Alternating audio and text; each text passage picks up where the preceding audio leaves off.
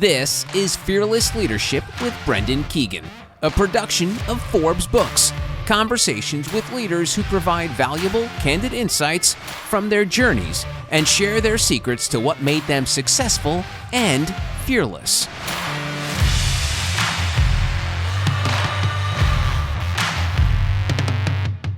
All right, this week's Fearless Leader knows what it takes to raise your game to the next level. Alan Stein Jr. is a former basketball coach who has worked with some of the best in the world, including Kevin Durant and Steph Curry. He is now a sought-after speaker and author who helps leaders and teams achieve peak performance in both business and in life. Alan is the founder of Raise Your Game, a company that provides keynote speeches, workshops, and online courses on high-performance secrets from the best of the best.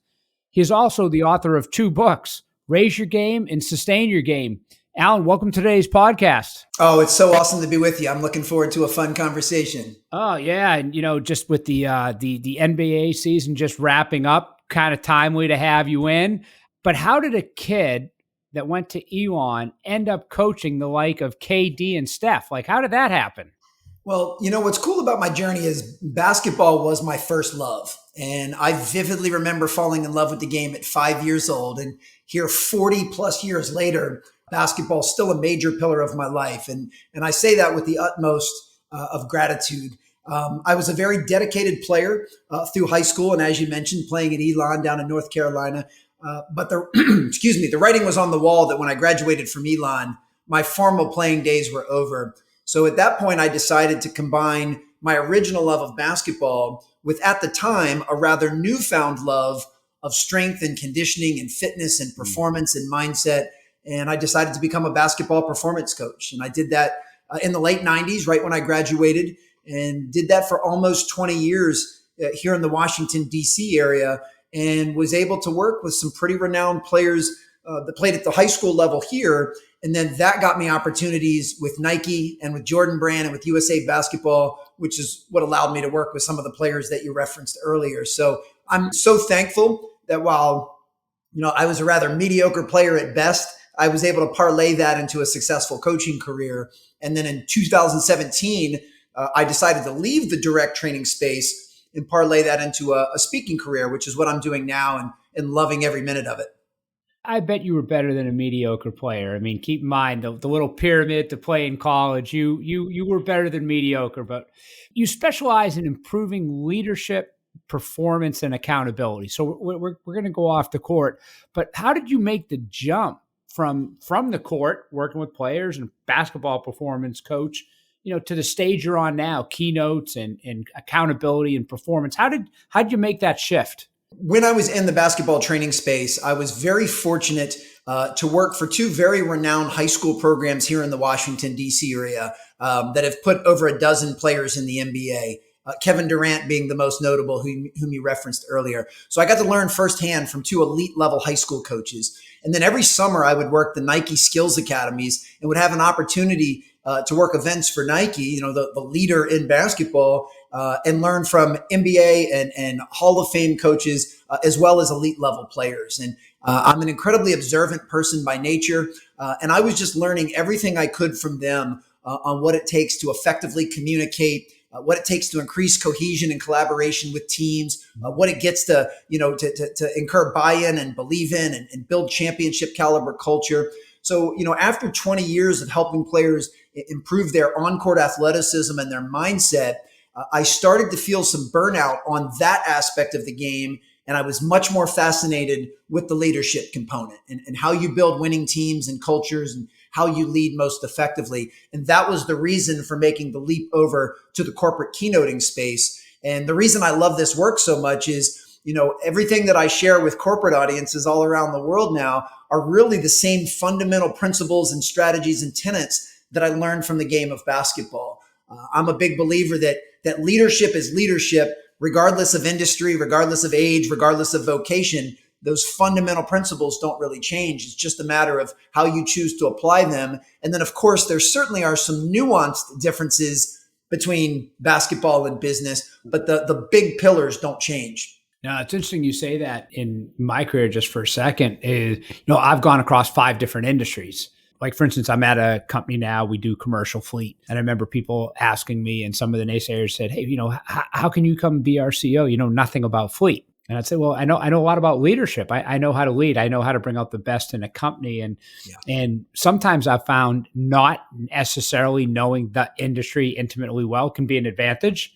If you're an intellectually curious person, if you're good at asking questions, key is good listening skills. If you're a good listener, you can hear. And oftentimes you don't have the fixedness. It's a term we use here at our company, the fixedness mindset of, well, this is how we've always done the drill. This is how we've always done our financial plan. This is the way we've always done X. Sometimes it's, okay, can we try a different way? Is there maybe a different way? So I when I hear you, how it translates off, I totally get it. Well, that's so insightful that you said that, because I feel the exact same way. When I first started in the speaking business, I was faced occasionally with that similar opposition where someone would say, hey, you've never had a corporate job in your life. What makes you think you have something of value to share to our team? And I would say, that's the exact reason that I have something of value, because I'm going to bring in a very fresh perspective. I'm going to share some tried and true principles and techniques that work in leadership, that work with people, that work with culture. But I'm going to do so in a way that I'm not tainted by, as you just said so brilliantly, the way you've always done it. And it's been my experience now, having done this for 6 years, that fresh perspective and looking at it with fresh eyes is of massive value. And I recommend that anyone in any profession step outside of the frame of that profession to learn from others. And an example of how I use that in my own life, as a keynote speaker, I don't just study and learn from other keynote speakers. I study stand-up comedy. I study musicians, other performers that rely on spoken word. And I tried to build my business and my content and my delivery by learning from as many different sources as I can, so that I can continue to stay innovative and fresh as well. So I love that you brought that up. I could not agree more. Absolutely. So, and by the way, I get accused in the company of using too many sports analogies when I at company events.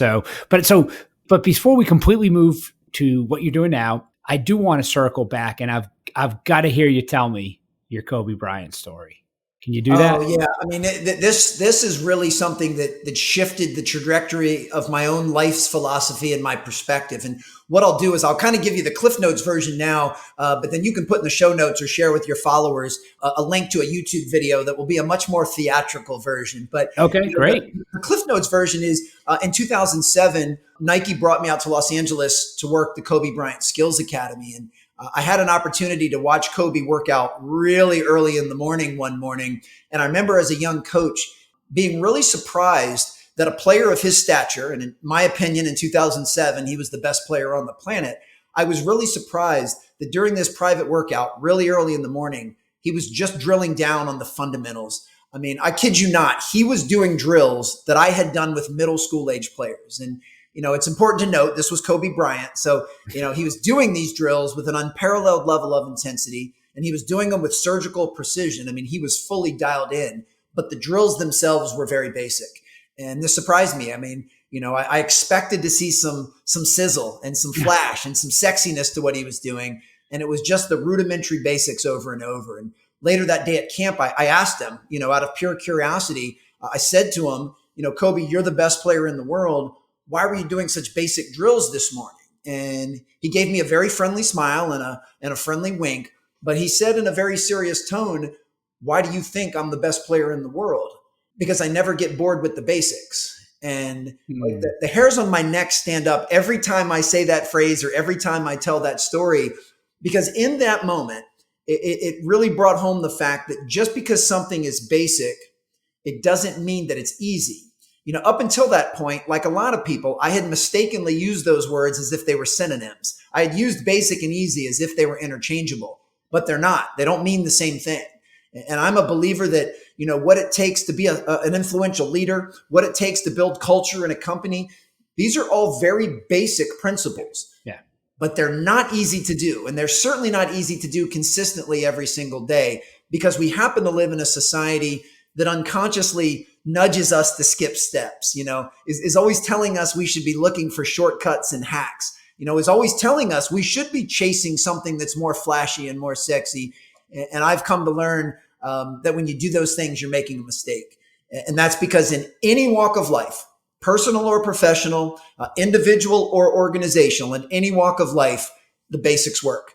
And they always have and they always will. And I try and use that in every aspect of my life, as a speaker, as a business owner, even as a father of 3 children. I try to work relentlessly during the unseen hours to work towards mastery of the fundamentals of whatever it is I'm trying to level up. Yeah, it reminds me of a couple of things like, Vince Lombardi every year was known for, when he kicked off training camp, holding a football up, and his opening line every training camp was, "Gentlemen, this is a football."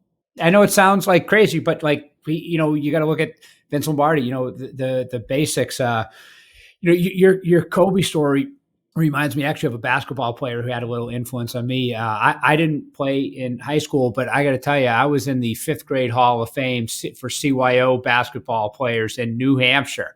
Figured get that on my LinkedIn, but I was a horrible free throw shooter, like horrible. And I drove to the lane a lot, so I got fouled a lot.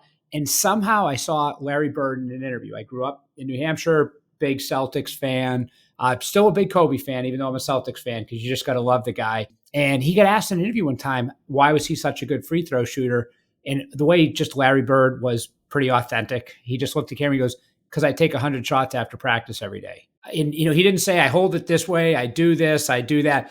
The next day, I just started taking 100 shots after practice. And I went from literally under 50% to almost 80%. But there was no basics. There was no bring your elbow in, do this. It was just do it. Just basic. So I love your Kobe story. I think it's so true.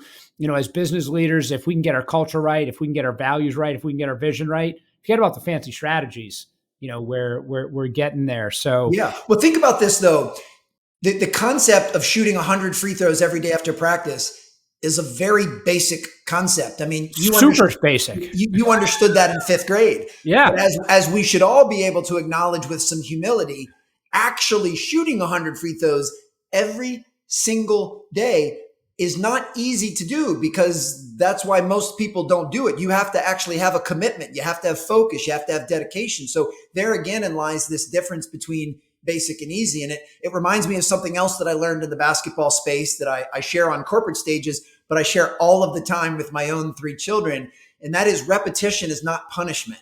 Yeah. Repetition is the oldest and most effective form of learning and skill acquisition on the planet. And that's never going to change. I mean, ultimately, if you want to be good at anything, whether it's shooting a free throw or becoming a better listener, the way you do that is through repetition and through, purposeful practice. It's getting in the reps. And what most people fail to realize is the vast majority of the reps that you and I and everyone listening needs to be putting in occurs during the unseen hours when no one else is watching. Yep. There were no fans when Larry Bird was making those extra 100 free throws. There were no TV cameras or anybody else. It was just him and probably whichever of his teammates or coaches were still hanging around. But that's where we develop the skills that we'll then be able to do on big stages or when the lights are on and the cameras are rolling. But we have to make that commitment during the unseen hours. Yeah. So I love that you were able to learn that at such an early age. And I can only imagine how many times you've applied that principle to your life and your leadership. When I was kind of looking at your background, one of the things that struck me about when you said some of the best advice you ever were given was, and I quote, find the intersection of what you're really good at and what you enjoy the most. Pretty neat intersection. So I guess my question is, how do you find that intersection? Yeah, it still to this day, I believe is the most pivotal lesson or advice I was ever given directly. And that was by a coach in middle school. And ultimately what he was saying was, find the things that you love to do, that you're passionate about, that you enjoy, that make you smile. You can use whatever terminology fits you the best, but find the things that you naturally gravitate towards.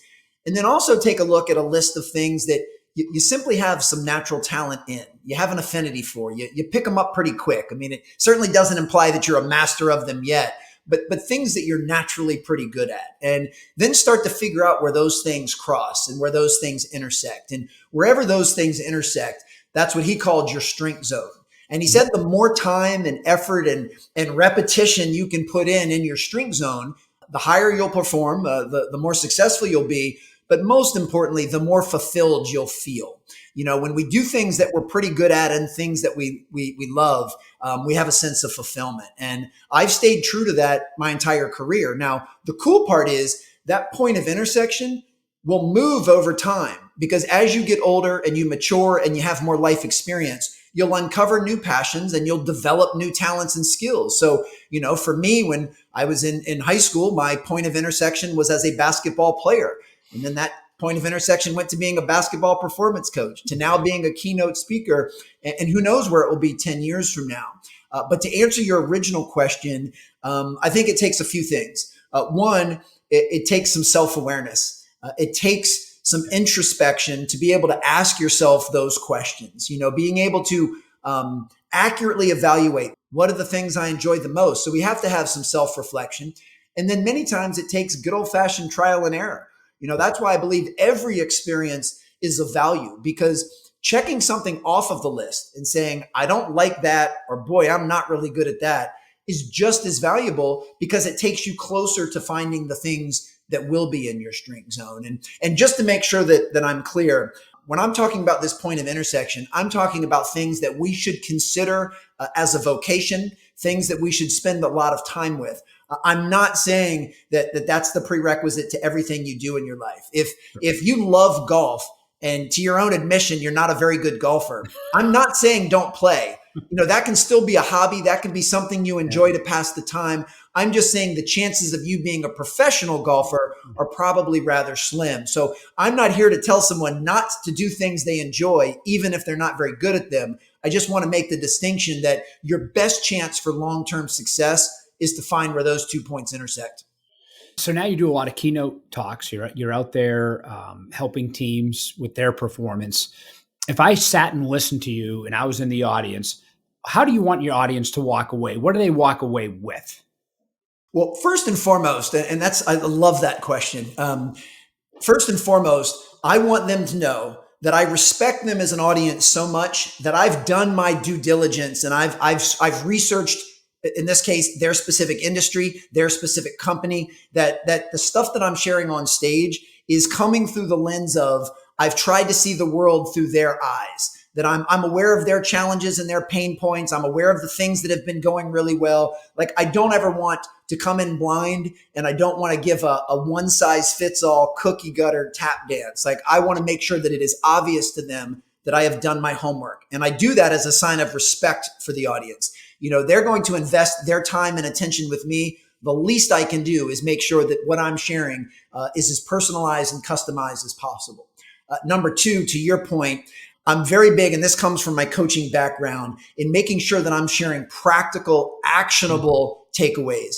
I do enjoy telling stories like the Kobe story, and I do enjoy sharing stats, and I do want there to be an inspiring, motivational energy into the way that I share. But at the end of the day, I'm not there to rah-rah. I'm there to share strategies and concepts and actionable takeaways that they can implement immediately to improve their own lives, their individual performance, but also give them the tools they need to improve the team's function and the team's cohesion and collaboration and culture. And I want those things to be very actionable. So if I can do those two things, then I believe that at least on my end, I did everything possible to make that a successful presentation. So kind of digging into one of your keynotes that I watched it, where you talk about 5 fundamentals of raising leadership performance. I believe it was vision, culture, servanthood, character, and empowerment. Give me the Reader's Digest version here. Like, unpack that a little bit, like those 5 leadership fundamentals. Sure. Well, in the different programs that I offer, there are central themes to all of them. And I believe there are parallels between, say, leadership performance, individual performance, organizational performance, even sales performance. There are red threads that tie all of those together. And then there's some nuanced differences to each. One of the parts that I find most fascinating from a leadership standpoint is I'm a big believer that leadership is a choice, that it's not necessarily an anointed title or position. Everyone can choose to be a leader. And I say that with a smile, because regardless of title or tenure, or regardless of where someone falls on the org chart, I want to encourage and empower them to view themselves as a leader.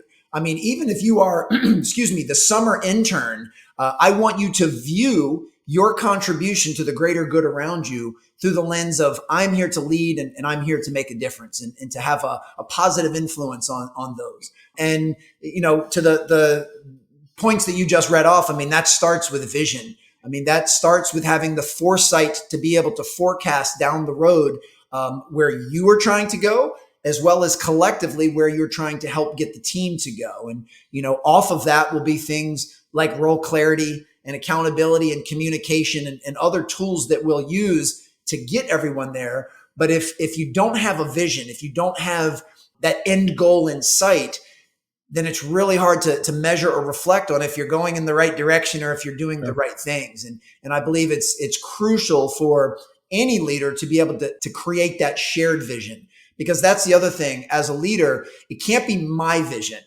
It needs to be our vision. And as leaders, I caution them to use words like I and me and my when they should be saying things like we and us and ours.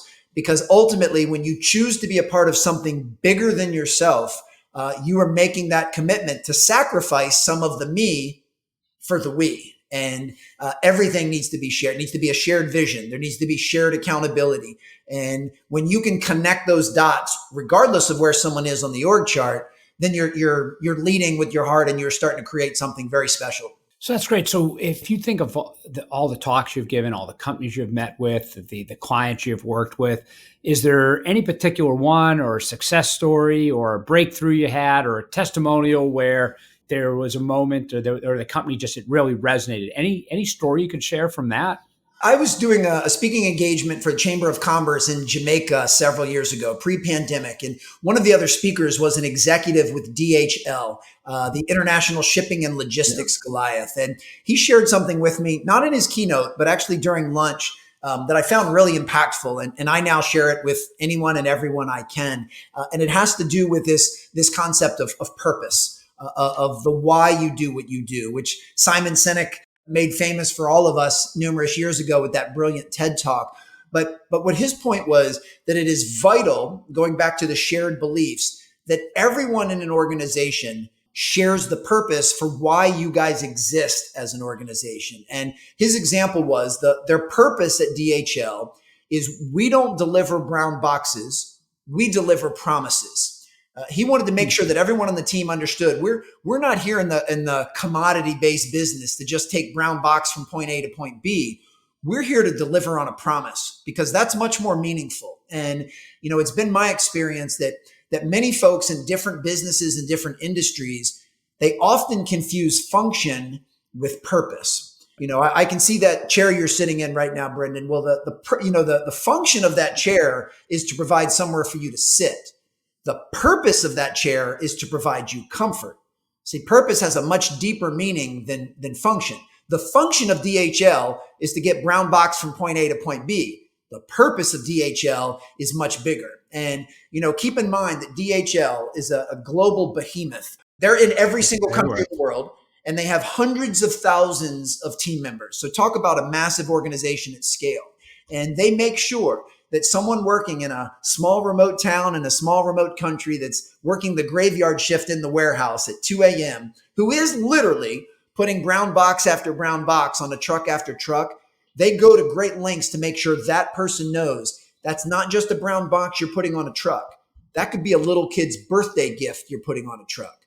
That's not just a brown box. That could be a future bride's wedding dress. That's not just a brown box. That could be someone's medicine that they literally need to keep living that you're putting on there. So when they connect to purpose, that person working in the warehouse, knowing that what's in that box could literally save someone's life, it increases their buy-in and their belief in and their commitment to excellence. And ultimately, as leaders, I think that's part of what we need to do, in addition to casting our vision, is making sure that everybody on the team, including ourselves, stays deeply connected to the purpose of the organization. When you can go from function to a greater depth of purpose, you see buy-in and believe and increase exponentially. That's awesome. And I just love the simple story of it. You're not moving a box, you're moving intentionally. You're moving something that means something, and you're it's a promise. So Let's talk for a minute about your first book, Raising Your Game, High Performance Secrets from the Best of the Best. What are some of the key principles? What are some of the practices you teach in that book that our listeners could learn from?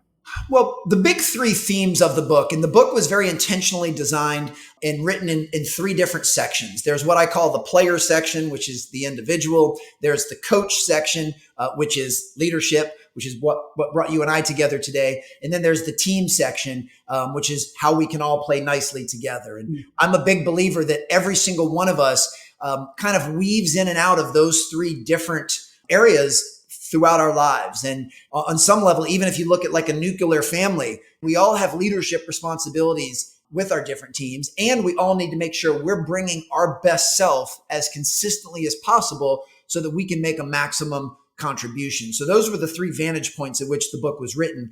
But the three tenets that kind of tie it all together, the first one we've already addressed, which is never getting bored with the basics and focusing on the fundamentals. But before you can do that, you have to be crystal clear on what the fundamentals are that you need to work on. You know, in the game of basketball, it's shooting and passing and rebounding and defending and handling the ball. But if you're a sales professional, what are the fundamental building blocks to being great at sales? Like that's a question that you need to be able to articulate before you can work on the fundamentals. You know, if you want to have a thriving marriage, you know, what are the fundamentals to having a thriving, intimate relationship? And figure those things out and then work on them every single day. And I promise you, you will have a strong and healthy marriage. So the first is the fundamentals. The second is learning how to masterfully blend confidence with humility. You know, earn the right to be confident, like Larry Bird, one of the most confident players to ever play the game.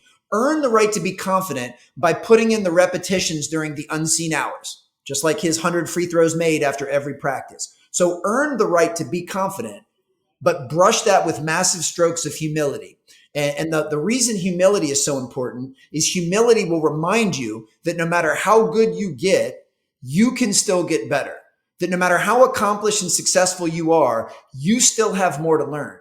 So it's the humility that allows us to stay open to feedback. It's the humility allows us to stay open to coaching. And it's humility that reminds us that no matter how good we are, we don't think we have all of the answers. And when you can combine that type of confidence with humility, it's a deadly combination. Because if you have too much of either or not enough of one, it can start to cause problems. If you have all confidence with no humility, you run the risk of being arrogant or cocky or borderline narcissistic. If you have no confidence in all humility, you run the risk of being meek. You run the risk of not living up to what you're capable of because you're always holding back and deferring. So it's important to be able to blend those two together. And then the third area is constant development. You know, the best leaders that I've ever been around, they invest in themselves and they invest in those around them. I mean, this is why I stay employed, because businesses make the commitment to their teams to bring in people to help fill their bucket. They don't think they can always just do that on their own. They believe in bringing in others. And I mean, I saw that in the basketball space. You know, the teams I'd work with were constantly bringing in people that could add value to the team and share outside perspectives. And I think those three themes, always sticking with the basics, blending confidence and humility, and working on yourself, having a lot of pride in your own self-development and team development. You know, if a leader can stay true to those three things, they're absolutely moving in the right direction, and they'll continue to raise their game, pun intended. That's great. That's great. So I got one last question for you, if I can. Sure. So you're a self-diagnosed quote nerd, and one of your favorite quotes is, do the things others won't do, and you'll have the things others won't have. Tell me about that.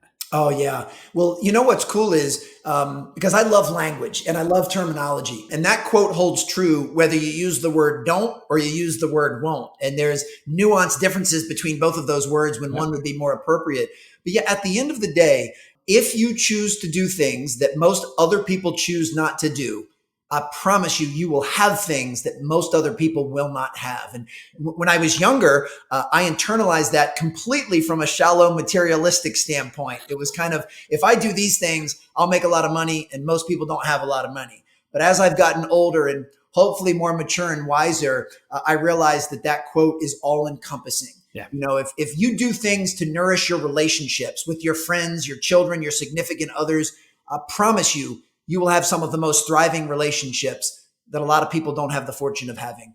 If you choose to prioritize your self-care, your mental and physical and emotional health and wellness, you choose to get sleep and you choose to eat healthy food and you choose to work out, you will have things that other people don't have, which is sound mind and body and spirit as you get older. So it's not just the materialist that quote applies to. It's in any area of life. And yeah, for me, I try to keep my life as simplified as possible. I have a handful of core values that I do my very best to use to make all of the decisions in my life.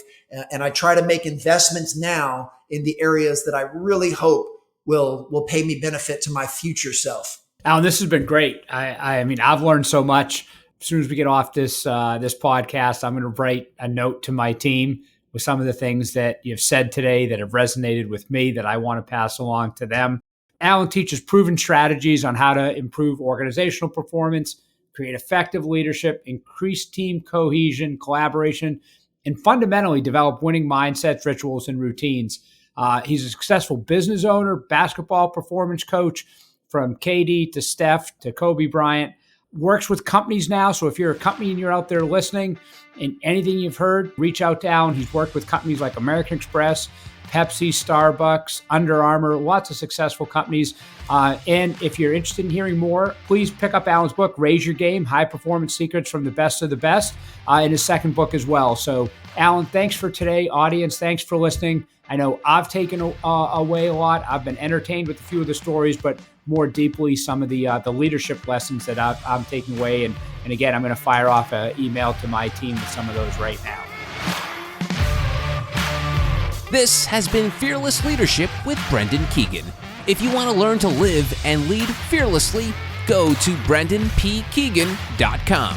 Fearless Leadership is a production of Forbes Books.